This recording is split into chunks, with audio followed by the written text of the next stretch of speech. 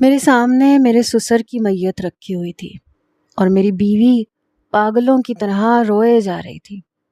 اس کا باپ ہمیشہ کے لیے اس سے بچھڑ گیا تھا اور اس کی حالت بہت خراب تھی، کیونکہ میرے علاوہ اگر اس دنیا میں اس کا کوئی اپنا تھا تو وہ صرف اور صرف اس کا باپ تھا، اور ایسے میں اس کے باپ کی موت اس کے لیے کسی بھیانک صدمے جیسی تھی۔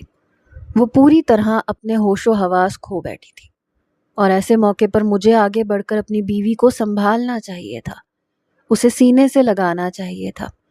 بظاہر میں نے بھی ایسے ہی کیا، لیکن میرے دل میں اس وقت جو سکون اتر رہا تھا وہ بیان سے باہر تھا۔ یہ وہ موت تھی جس کا انتظار میں کئی مہینوں سے کر رہا تھا۔ نہ ہی مجھے اس موت کا غم تھا اور نہ ہی اپنی بیوی کی تکلیف پر میرا دل بوجھل ہو رہا تھا۔ بظاہر میرے چہرے پر ایسے ہی تاثرات تھے جیسے مجھے اپنے سسر کی موت کا بڑا غم ہوا ہو، لیکن میں اندر ہی اندر خوشی منا رہا تھا۔ میری زندگی کا سب سے بڑا کانٹا میرے راستے سے نکل گیا تھا، اور یہی دن دیکھنے کے لیے تو میں نے نورین سے شادی کی تھی۔ جنازے کو اٹھانے کا وقت آیا تو نورین دھاڑے مار مار کے رونے لگی۔ میں نے اشارے سے اپنے گھر والوں کو نورین کو سنبھالنے کا کہا اور خود جنازہ لے کر نکل پڑا۔ تدفین کے مراحل طے کر کے میں واپس لوٹا تو نورین غم سے نڈھال بستر پر پڑی تھی۔ تقریباً سبھی لوگ واپس جا چکے تھے، میرے گھر والے بھی لوٹ گئے تھے۔ اس بڑے سے بنگلے میں صرف میں اور نورین ہی رہ گئے تھے۔ میں نورین کے پاس آ کر بیٹھا تو وہ ایک دفعہ پھر میرے سینے سے لگ کر سسکنے لگی۔ میں نے اسے دلاسا دیا اور کہا کہ شاید خدا کو یہی منظور تھا، تمہارے بابا کی اتنی ہی زندگی تھی، اب ان کے لیے دعا کرو تاکہ انہیں سکون نصیب ہو۔ میں نے آہستگی سے اپنے لب اس کے ماتھے پر رکھ دیے۔ یہ سن کر وہ تھوڑی سی خاموش ہوئی، پھر کہنے لگی، مجھ سے وعدہ کریں حمزہ، آپ کبھی مجھے چھوڑ کے نہیں جائیں گے۔ میں آپ سے بہت پیار کرتی ہوں۔ بابا کے جانے کے بعد آپ کے علاوہ میری زندگی میں اور کوئی نہیں ہے۔ میں نے اسے پیار سے کہا کہ میں تمہیں کبھی چھوڑ کے نہیں جاؤں گا، اور یہی بات سچ تھی۔ میں واقعی کبھی نورین کو چھوڑ کے جانے والا نہیں تھا، بلکہ اسے خود سے دور بھیجنے والا تھا، کیونکہ اسی میں ہی میرا فائدہ تھا۔ میں نے اسے سکون کے لیے نیند کی دوا دی تاکہ وہ سو جائے، اور کچھ ہی دیر بعد وہ گہری نیند سو گئی۔ میں نے اپنا موبائل فون اٹھایا اور کمرے سے باہر نکل آیا۔ نمبر ڈائل کر کے میں نے فون کان سے لگایا تو کچھ ہی دیر میں نمرا کی سریلی آواز میرے کانوں میں رس گھولنے لگی۔ وہ مجھ سے نورین کے بارے میں پوچھ رہی تھی۔ میں نے اسے بتایا کہ وہ اب گہری نیند سو رہی ہے۔ یہ سن کے وہ کہنے لگی کہ اس بیچاری کا باپ مر گیا تو وہ تو بڑے صدمے میں ہوگی۔ میں نے ہنس کے نمرا سے کہا، اور تمہیں تو اس بات کی بہت خوشی ہوگی۔ دوسری طرف سے نمرا کی کھلکھلاتی آواز سنائی دی۔ وہ بڑے پیار سے کہنے لگی، دیکھو حمزہ، ایک راستے کا کانٹا تو ہٹ گیا، اب دوسرا کانٹا ہٹانا تمہاری ذمہ داری ہے۔ کب تک تم اپنی لنگڑی بیوی کے ساتھ وقت گزارتے رہو گے؟ میں کہیں اس انتظار میں ہی بوڑھی نہ ہو جاؤں کہ تم اسے چھوڑ کے کب میرے پاس آؤ گے۔ میں نے محبت سے نمرا کو سمجھایا کہ پگلی، جہاں اتنا انتظار کر لیا، بس کچھ وقت اور سہی۔ بوڑھا تو چلا گیا، اب اس کی معذور بیٹی کو بھی بوڑھے کے پاس ہی بھیجنا ہے۔ ویسے بھی نورین اپنے باپ کے بغیر نہیں رہ سکتی، اس لیے بہتر یہی ہے کہ اسے بھی اس کے باپ کے پاس ہی بھیج دیا جائے۔ یہ سن کر وہ خوش ہو گئی۔ کافی عرصے سے وہ بھی میرے ساتھ اس دن کے انتظار میں تھی۔ دراصل نورین سے شادی میں نے نمرا کے کہنے پر ہی کی تھی، اور اسی لیے وہ اتنے عرصے سے میرے اور نورین کے رشتے کو برداشت کرنے پر مجبور تھی۔ میں اور نمرا ایک ہی کمپنی میں ملازمت کرتے تھے۔ ہمارے باس بہت ہی امیر اور اچھے انسان تھے۔ میری محنت اور ایمانداری کو دیکھتے ہوئے انہوں نے بہت جلدی مجھے ترقی دے دی اور میں ایک بڑے عہدے پر فائز ہو گیا۔ نمرا اور میری دوستی بھی وقت کے ساتھ ساتھ بڑھتے بڑھتے محبت میں تبدیل ہو گئی، لیکن نمرا کے خواب کچھ اور تھے۔ اسے بڑا گھر اور بڑی گاڑی چاہیے تھی۔ وہ ساری زندگی مڈل کلاس نہیں رہنا چاہتی تھی، اسی لیے جب میں نے اس سے شادی کی بات کی تو اس نے صاف انکار کر دیا۔ کہ وہ کسی ایسے شخص سے شادی کرے گی جو اسے زندگی کی ہر خوشی اور سہولت دے سکتا ہو۔ مجھے نمرا سے سچی محبت تھی۔ میں اسے پانے کے لیے کسی بھی حد تک جا سکتا تھا، اسی لیے میں اس سے بار بار اصرار کرنے لگا، لیکن پھر بھی وہ نہ مانی۔ میں اور نمرا باس کے ساتھ ایک اہم پروجیکٹ پر کام کر رہے تھے۔ ایک دن دوپہر کے وقت ہم تینوں میٹنگ روم میں موجود تھے جب ایک خوبصورت لڑکی بیساکھی کے سہارے لنگڑاتے لنگڑاتے میٹنگ روم میں داخل ہوئی۔ اسے سر سے پاؤں تک دیکھنے کے بعد میں سوچنے لگا کہ اتنی حسین لڑکی اگر لنگڑی نہ ہوتی تو کتنا اچھا ہوتا۔ میں اس لڑکی کو جانتا بھی نہیں تھا، وہ کمپنی میں کام کرنے والی کوئی ورکر نہیں تھی، پھر وہ اتنی آسانی سے میٹنگ روم میں کیسے داخل ہوئی؟ میں یہی سوچ رہا تھا جب باس نے میرا اور نمرا کا انٹروڈکشن کروایا اور بتایا کہ یہ ان کی اکلوتی بیٹی نورین ہے۔ باس کی بات سن کر میں حیران ہوا تھا۔ وہ اس قدر پیسے والے آدمی تھے اور ان کی بیٹی نہ صرف معذور تھی بلکہ بیساکھی کے سہارے چل رہی تھی۔ واقعی پیسہ بہت سے مسائل کو حل نہیں کر سکتا، لیکن نہ جانے کیوں نمرا کے لیے پیسہ بہت ہی ضروری اور اہم تھا۔ میں اور نمرا باس کی بیٹی نورین سے بہت اچھی طرح سے ملے۔ وہ بھی اپنے باپ کی طرح خوش اخلاق اور نیک دل کی تھی۔ وہ کسی کام سے دفتر آئی تھی۔ کچھ دیر اپنے والد کے ساتھ بات کر کے وہ واپس لوٹ گئی۔ میرے ذہن سے تو وہ نکل بھی گئی تھی، لیکن نمرا کے دماغ میں جیسے وہ اٹک ہی گئی۔ اگلی ہی شام نمرا نے مجھ سے نورین کے حوالے سے ایک ایسی بات کہی کہ میرے ہوش ٹھکانے آ گئے۔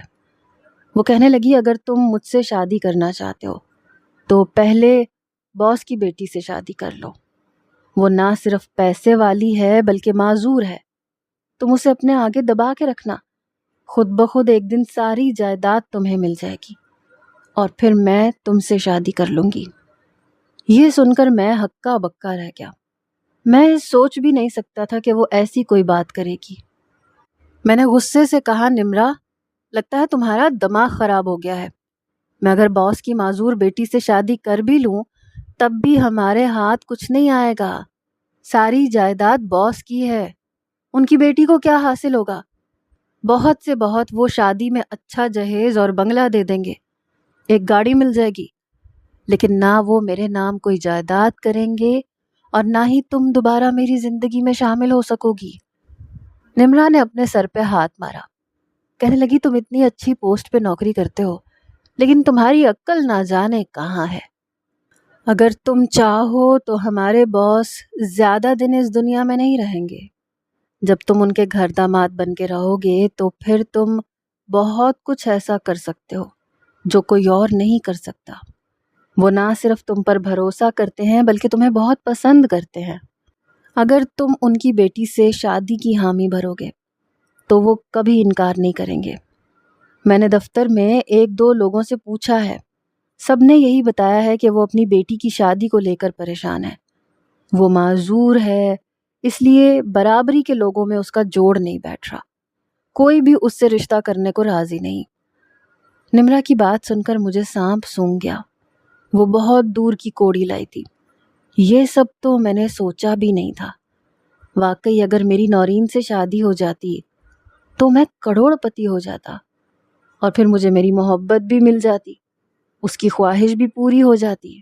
لیکن اس سب کے لیے مجھے دھوکہ کرنا تھا، اپنے باس کو اپنے جال میں پھنسا کر جان بوجھ کر ان کی بیٹی کے مستقبل کے ساتھ کھیلنا تھا، اور یہ وہ سوچ تھی جو مجھے ایسا کرنے سے روک رہی تھی۔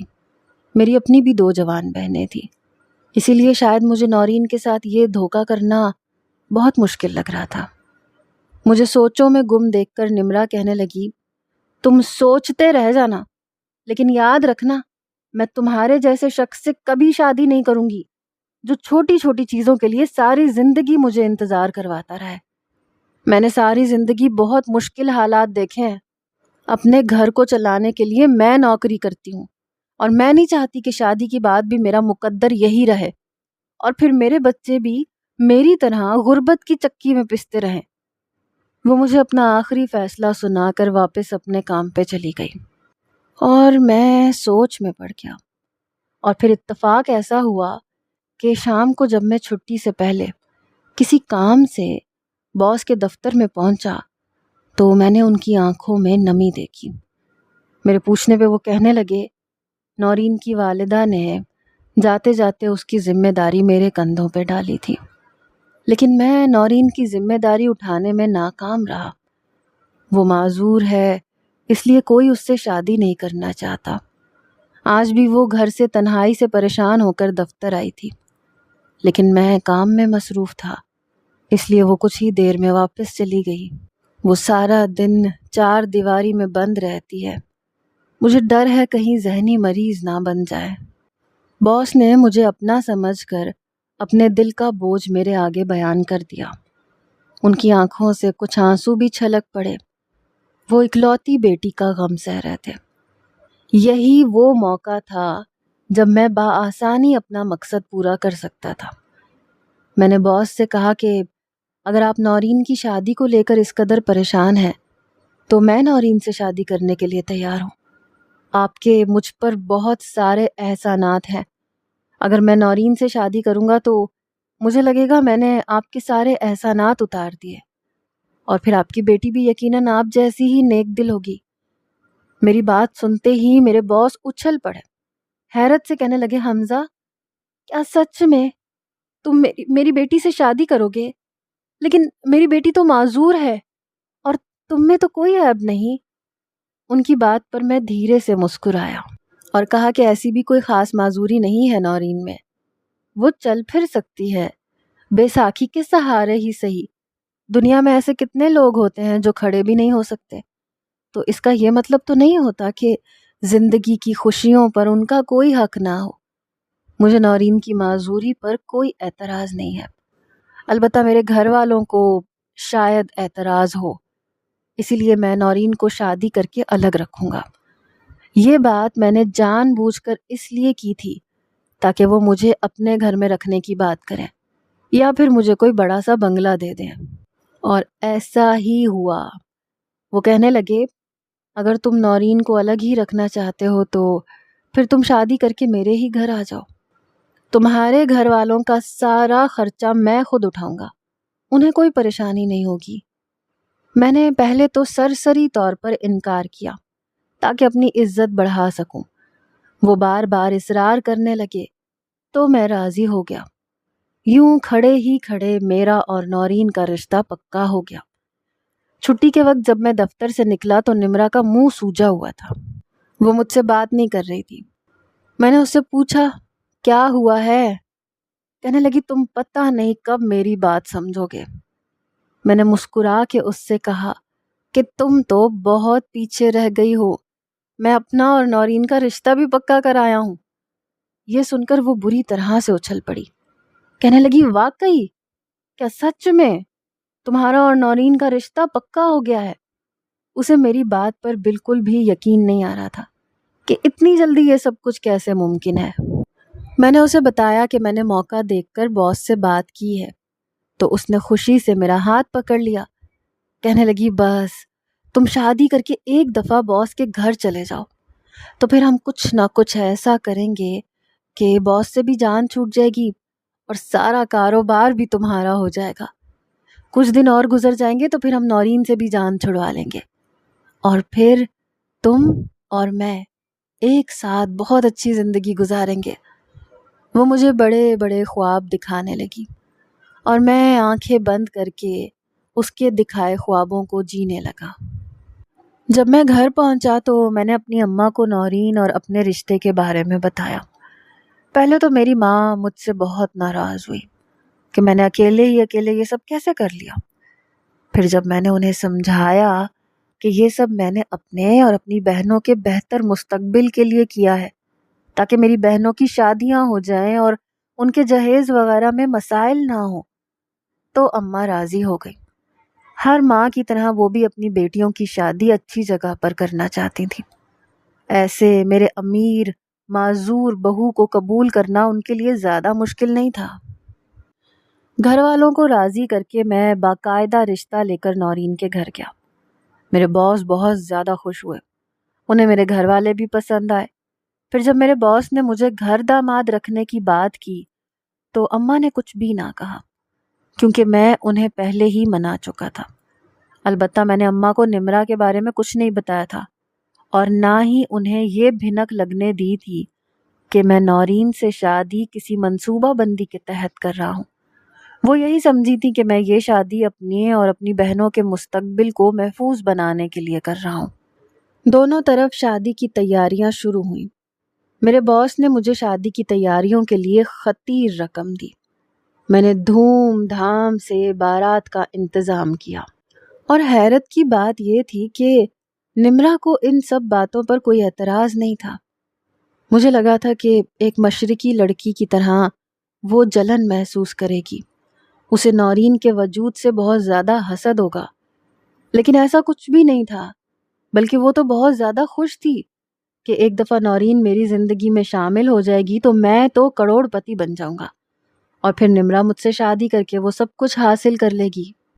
کہیں نہ کہیں نمرا کی طبیعت میں بہت زیادہ خود غرضی اور لالچ شامل تھا، اور میں اس بات کو محسوس کر سکتا تھا۔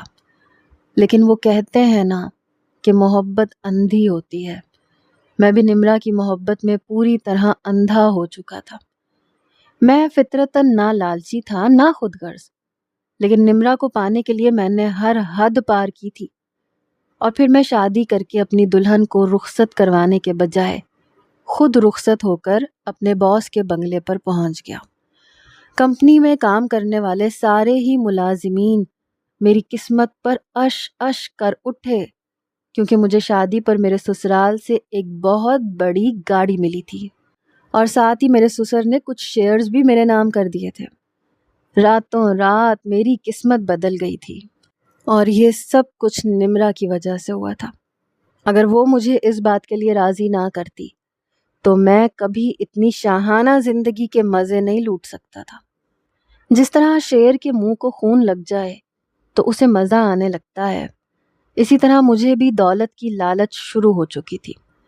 اب میں بھی ان سب چیزوں کی تمنا کرنے لگا تھا، ایک ایسا لگژری لائف سٹائل جسے پانے کے بعد میں دوبارہ اپنے چھوٹے سے گھر میں قدم رکھنا بھی نہیں چاہتا تھا۔ میں کبھی کبھار اپنی اماں اور بہنوں سے ملنے جاتا تو انہیں ڈھیر سارا پیسہ دے کر واپس آتا۔ میری بہنیں تو بہت خوش تھیں، لیکن اماں کہیں نہ کہیں مجھے سمجھاتی تھیں کہ تو لالچ میں بہت آگے نہ نکل جانا، ایسا نہ ہو کہ آسمان سے سیدھا زمین پہ گرے۔ لیکن مجھے اپنی اماں کی بات سمجھ میں نہ آتی۔ میں اب نمرا کی باتوں میں آ کر پوری طرح بدل گیا تھا۔ میں پہلے والا حمزہ نہیں رہا تھا۔ میرا دھیان اب دفتری معاملات میں بھی زیادہ نہیں رہا تھا۔ میں خود کو باس سمجھنے لگا تھا۔ مجھے ایک اسسٹنٹ بھی مل گیا تھا۔ میں سارا وقت کسی نہ کسی بہانے سے نمرا کو اپنے کمرے میں بلا کے رکھتا، اور ہم دونوں ایک ساتھ خوب مزے سے وقت گزارتے۔ میں اس کی ہر خواہش پوری کرنے لگا۔ وہ اس بات پر بہت خوش تھی، یہی تو وہ چاہتی تھی، اور میری بدولت اسے یہ سب حاصل ہو بھی گیا تھا۔ لیکن ایک دن وہ سب کچھ پلٹ کے رہ گیا۔ جب میں اور نمرا کمرے میں ایک ساتھ تھے کہ اچانک میرے سسر یعنی نورین کے بابا کمرے میں چلے آئے۔ ہم دونوں کو کچھ قابل اعتراض حالت میں دیکھ کر وہ چونک گئے۔ حیرت سے ہم دونوں کو دیکھنے لگے۔ شاید وہ بہت کچھ سمجھ گئے تھے یا پھر سمجھنے کی کوشش کر رہے تھے۔ میں ایک دم ہی گھبرا گیا۔ میرے وہم و گمان میں بھی نہیں تھا کہ وہ اس طرح اچانک کمرے میں چلے آئیں گے، کیونکہ ہمیشہ وہی مجھے اپنے کمرے میں بلاتے تھے۔ یہ پہلی دفعہ ہوا تھا کہ وہ خود ہی سے آئے تھے، اور انہیں دیکھ کے میں گھبرا کے کھڑا ہوا تو انہوں نے اپنے چہرے کے تاثرات پہ قابو پایا۔ کہنے لگے کہ شادی کے بعد نورین کی پہلی دفعہ سالگرہ آ رہی ہے، میں چاہتا ہوں کہ میرے ساتھ مل کر تم کوئی شاندار سی پارٹی ارینج کرو۔ یہ کہہ کر وہ واپس چلے گئے، لیکن میں نے پریشانی سے نمرا کی طرف دیکھا۔ اس کے چہرے پر بھی ہوائیاں اڑ رہی تھیں۔ کہنے لگی شاید باس نے ہم دونوں کو دیکھ لیا ہے۔ میں نے کندھے اچکا دیے، کیونکہ یہ بات فی الحال واضح نہیں ہوئی تھی، اور پھر میں اپنے سسر کے ساتھ مل کر نورین کی شادی کی تیاریاں کرنے لگا۔ انہی دنوں نمرا نے مجھے کہا کہ اسے بھی میں بہت ساری شاپنگ کرواؤں کیونکہ سالگرہ پر وہ بھی آنے والی تھی۔ باس نے کمپنی کے ورکرز کو بھی دعوت نامے دینے کو کہا تھا۔ میں نے نمرا کو انکار کیا اور کہا کہ ہمیں محتاط رہنا چاہیے، کہیں ایسا نہ ہو کہ باس کو ہم پر شک ہو گیا ہو اور ہم پکڑے جائیں تو سارا منصوبہ خاک میں مل جائے گا۔ میں نے نمرا کو سمجھایا کہ تمہاری وجہ سے میں نے ایک معذور عورت سے شادی کی ہے، وہ کسی بھی طرح میرے قابل نہیں ہے، میں اس کے گھر میں بڑی مشکل سے گزارا کر رہا ہوں، مجھے اپنا آپ بالکل بے وقت محسوس ہوتا ہے۔ وہ اور اس کا باپ حیثیت میں مجھ سے بہت اونچے ہیں، اس لیے مجھے ان کی ہر بات میں ہاں ملانی پڑتی ہے۔ یہ زندگی بہت مشکل ہے، بس جلد سے جلد میں اب اس سب سے چھٹکارا حاصل کرنا چاہتا ہوں، اور تب تک ہمیں بھی احتیاط کرنی ہوگی۔ میری بات سن کے نمرا کہنے لگی کہ اگر ایسی بات ہے تو پھر تم باس کو اوپر پہنچانے کا خود ہی کوئی انتظام کرو۔ یہ سن کر میں نے گھبرا کر اسے دیکھا تو کہنے لگی آج کل ایسی بہت سی دوائیاں آتی ہیں جن سے ہارٹ اٹیک ہو جاتا ہے، تم بس ان کی دوائیاں بدل دو اور پھر سب کچھ خود بخود تمہاری مٹھی میں آ جائے گا۔ میں نے اسے صاف انکار کر دیا کہ میں ایسا کوئی کام نہیں کروں گا، دولت کے لالچ میں اس قدر اندھا بھی نہیں ہو سکتا تھا کہ کسی کی جان لے لوں۔ نمرا کہنے لگی کہ کچھ نہ کچھ تو تمہیں کرنا ہوگا، کیونکہ پھر کچھ ایسا ہوا کہ مجھے کچھ بھی غلط نہ کرنا پڑا۔ نورین کی سالگرہ سے 2 رات پہلے باس نے مجھے اپنے کمرے میں بلایا، مجھے دیکھ کے کہنے لگے میں جانتا ہوں اچھی طرح سے کہ تمہارے اور نمرا کے درمیان کیا چل رہا ہے، بہتر یہ ہے کہ تم اس سے دور رہو ورنہ اچھا نہیں ہوگا۔ اگر میں تمہیں یہاں تک لا سکتا ہوں تو واپس وہاں پہ بھی بھیج سکتا ہوں جہاں سے میں نے تمہارا ہاتھ پکڑا تھا۔ انہوں نے کھلے عام مجھے دھمکی دی تھی اور یہ سن کر مجھے غصہ آ گیا۔ میں نے کہا میں نے آپ کی معذور بیٹی سے شادی کی ہے، کیا یہ کم ہے جو آپ مجھ پر زور زبردستی چلا رہے ہیں؟ آپ کو غلط فہمی ہوئی ہے، مجھ پہ اور نمرا پہ ایسا گھٹیا الزام نہ لگائیں۔ میں نے اپنی آواز اونچی کر کے انہیں غلط ثابت کرنا چاہا۔ اتنے میں نورین بھی کمرے میں چلی آئی۔ نورین کو دیکھتے ہی میں نے مگرمچھ کی طرح آنسو بہائے۔ اس سے کہا کہ تمہارے بابا مجھ پہ الزام لگا رہے ہیں کہ میرا دفتر کی ایک لڑکی کے ساتھ چکر ہے، جبکہ ایسا کچھ بھی نہیں ہے۔ ابھی تک میں نورین کو اپنی محبت کے جال میں پوری طرح اتار چکا تھا۔ وہ خود ہی اپنے باپ کے خلاف کھڑی ہو گئی، کہنے لگی بڑی مشکل سے میری شادی ہوئی ہے اور میں ایک اچھی زندگی گزار رہی ہوں، اب آپ میری اس زندگی کو مشکل نہ بنائیں۔ میں جانتی ہوں کہ حمزہ ایسا کچھ بھی نہیں کر سکتا، آپ تو چاہتے ہی نہیں ہیں کہ میرا گھر بسے اور میں خوش رہوں۔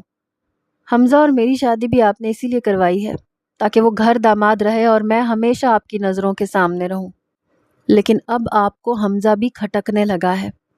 دراصل آپ کو مجھ سے زیادہ اپنی جائیداد سے محبت ہے اور یہ سب آپ نے اسی کے لیے کیا ہے۔ اپنی بیٹی کے منہ سے اتنی سخت باتیں سن کر میرے باس کو اچانک ہی ہارٹ اٹیک ہوا اور وہ زمین پہ گر پڑے۔ میں اور نورین انہیں لے کر ہسپتال بھاگے، لیکن تب تک وہ دم توڑ چکے تھے۔ ایک دم سے ہی ان کی موت ہو گئی، اور پھر یہ ایک ایسا صدمہ تھا جو نورین کے لیے برداشت سے باہر تھا۔ اس نے سوچا بھی نہیں تھا کہ اس کا باپ اس کی بات برداشت نہیں کر سکے گا۔ اس نے جذبات میں آ کے جو کچھ کہہ دیا تھا، اس کی وجہ سے جو نقصان ہوا تھا اسے بھرا نہیں جا سکتا تھا، اور میرا کام آسان ہو گیا تھا۔ نہ میں نے اپنے باس کو زہر دیا، نہ کوئی غلط کام کیا، بلکہ وہ تو اپنی بیٹی کی باتوں سے ہی اس دنیا سے چلے گئے۔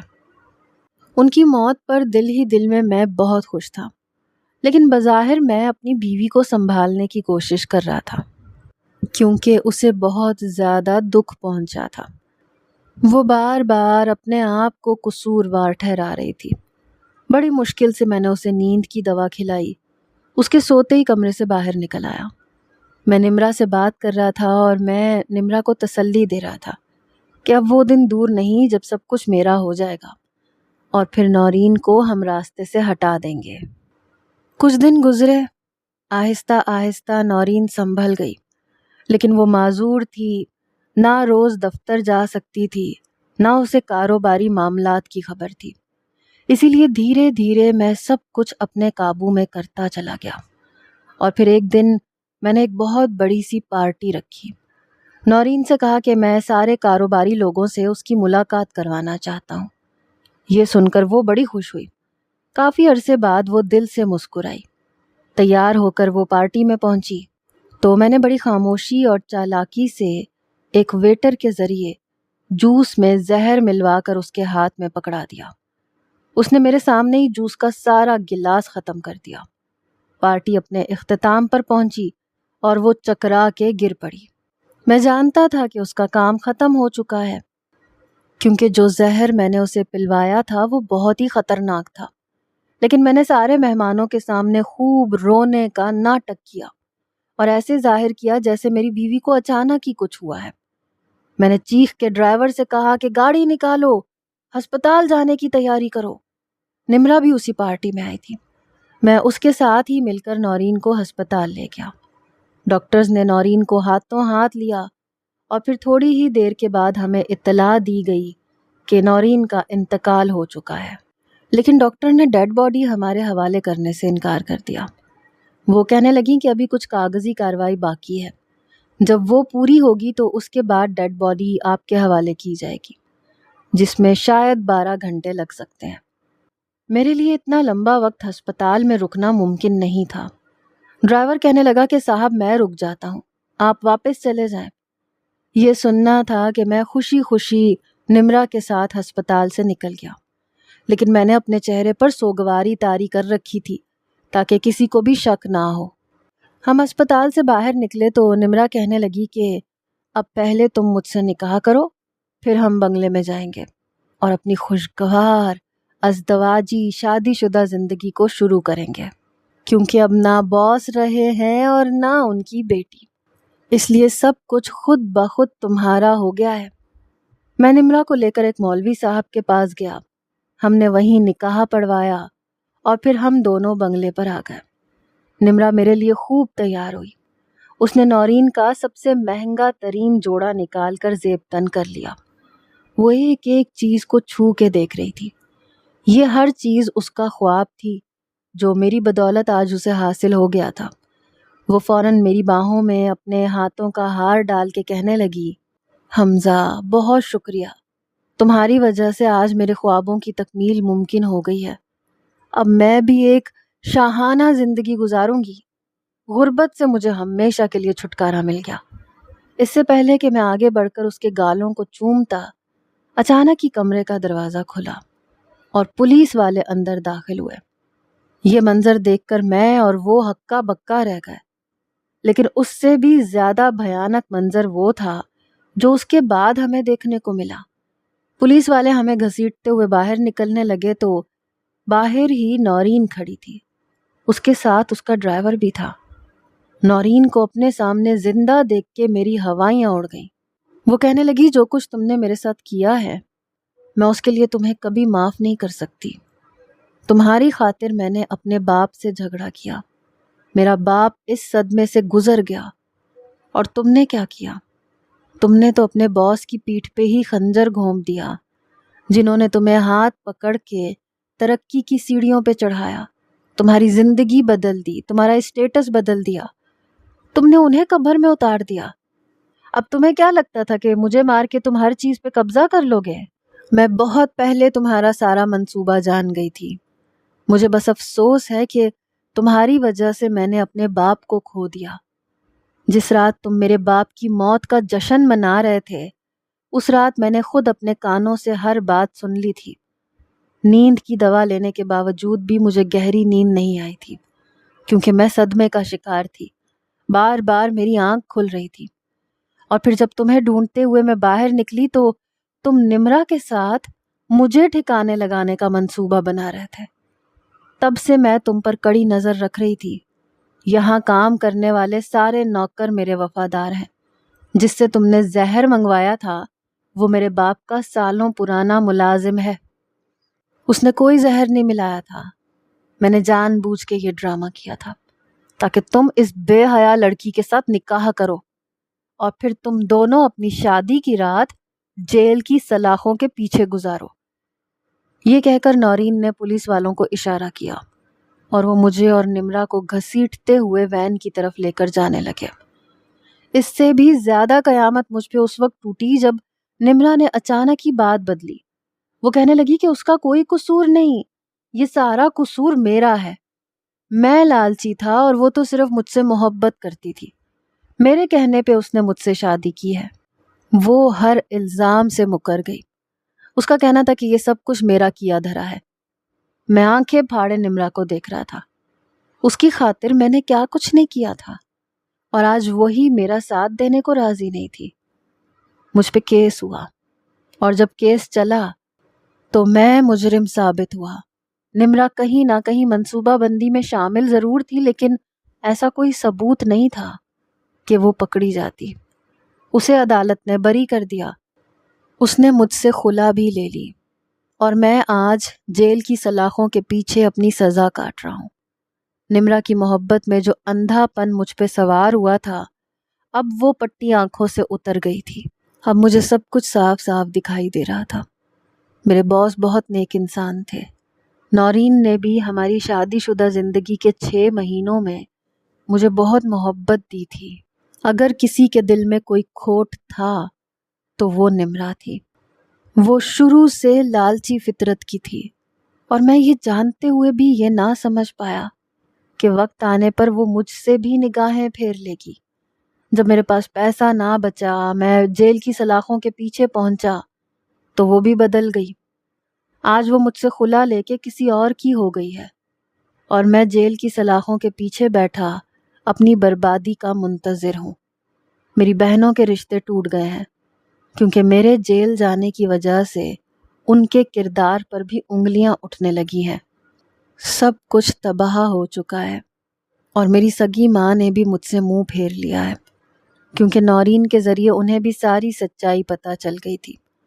वो एक दफ़ा मुझसे जेल में मिलने आई थी और आके उन्होंने बस यही बात की थी कि पुत्र, मैंने तुझे पहले ही कहा था कि लालच में अंधे होके किसी ऐसे रास्ते पे ना निकल जाना जहाँ से वापसी मुमकिन ना हो। आज मैं जेल की सलाखों के पीछे बैठा इंतज़ार करता हूँ कि शायद कोई मुझसे मिलने आ जाए, लेकिन कोई नहीं आता। ना मेरे घर वाले, ना नौरीन, सब अपनी जिंदगियों में आगे बढ़ गए हैं, लेकिन मैं आज भी वहीं खड़ा हूँ जहाँ मेरे बॉस नम आंखों से मुझे देख रहे हैं, जैसे सवाल कर रहे हों कि मैंने उनके साथ इतना बड़ा धोखा क्यों किया।